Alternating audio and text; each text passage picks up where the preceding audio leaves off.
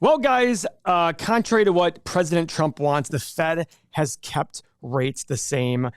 I personally think it's the right move. I think Trump's bullying of this is a terrible idea. I voted for Trump. So for those of you who think I'm attacking Trump, I can still disagree with the guy while also voting for him. But guys, they kept rates the same, 4.25 to 4.5%. They are holding it steady, warns of higher risk of job loss and inflation. Guys, the last quarter, we saw GDP contraction because of these tariffs. The same thing's kind of playing out now. Consumer sentiment is down. There are more job openings than we'd like before. The job numbers aren't looking as good. There's a lot of people out there who think we're in the middle of a recession. I'm not here to make that guess or not. My guess is yes, but I'm not going to make any changes to my investing style for that. I'm going to encourage this. This is the way I want you to be. If hearing that makes you go, what the hell is this guy talking about? Why would he want this? Guys, this channel and our main channel, it is literally dedicated to responsible human beings.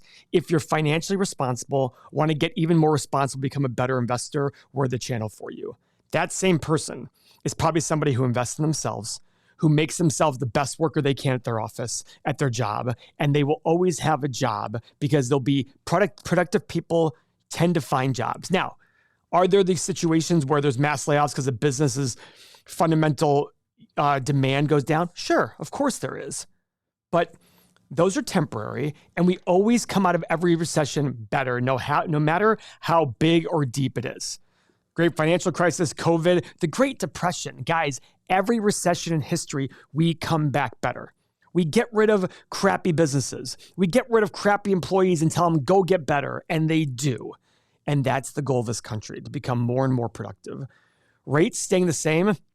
Guys, we said before, when you're cutting rates because you need to, because things have slowed down. Have things slowed down right now? Yes.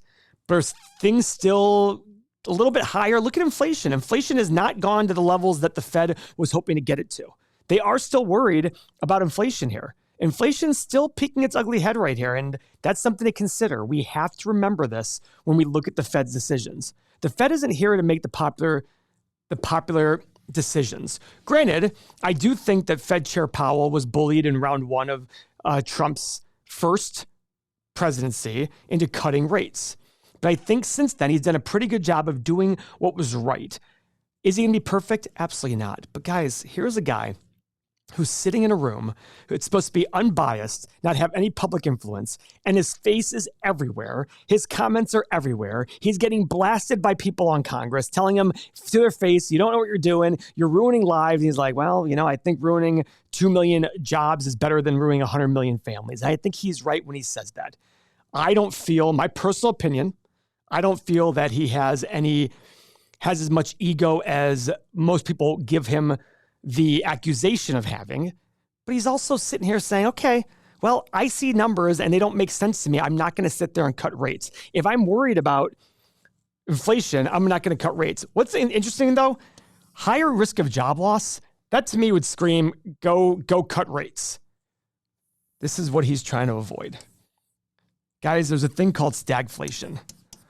And stagflation is probably behind closed doors, the word they don't want to say in public. This is stagnant growth with inflation. We had that in the 70s. That is not fun for people. Did we come out of it great? Yeah, we had the booming 80s and 90s. This is not fun though. And I'm quite sure that even if I told you today, hey, we're going to have stagflation for the next 5 or 8 years, but hell, those 30s and 40s are going to be awesome. You'd still be like, well, I don't like that. That sucks. I get it. But we have to sit there and remember, not everything is going to be perfect. You can't have a perfect economy. I think the Fed is doing a pretty good job handling this. Guys, this is the NASDAQ today. Up quite a bit, down 0.44 now. This is the QQQ. I mean, it's up and down all day long. Year to date, down 6.8%. 1 year, it's up 8.75. 5 year, 100. I mean, this thing is flossing. These are higher risk stocks, and they're higher valuation stocks. Mag 7. I read the stat yesterday. 70%, there was an indication that 70% of the trades that came in were into Mag 7 stocks. That's a lot. And their Mag 7 counterpart, Bitcoin and crypto. I think once the Mag 7 starts becoming, you're going to see a major fall in crypto. Crypto's up a lot. Bitcoin is up to $97,000 per coin. wonderful. Congratulations, all you crypto bros out there who say, look, I'm right. More power to you. I don't blame you. I would be saying the exact same thing. But I think this is all built on euphoria. And at the end of the day, all the people I see who endorse crypto, I'm like, you're a loser. I would never want to talk to you about investing. So have fun counting your digital beanie babies. Guys, I appreciate it. We have a great May 15th options class where we're teaching people how to make 10 or 15% on the cash sitting in their account to buy stocks at lower prices. I said that correct. 10 to 15% potential returns on your cash while buying the stocks you want at lower prices. Or if you have stocks, renting them out to people to make an additional 2 to 5% per year. It's a great opportunity. If you're interested in learning, click the link below. It's a class on May 15th plus a follow-up class May 29th. And it includes 1 full year free of our Everything Money software. So go check it out. It's a no-brainer. Thank you very much for your time.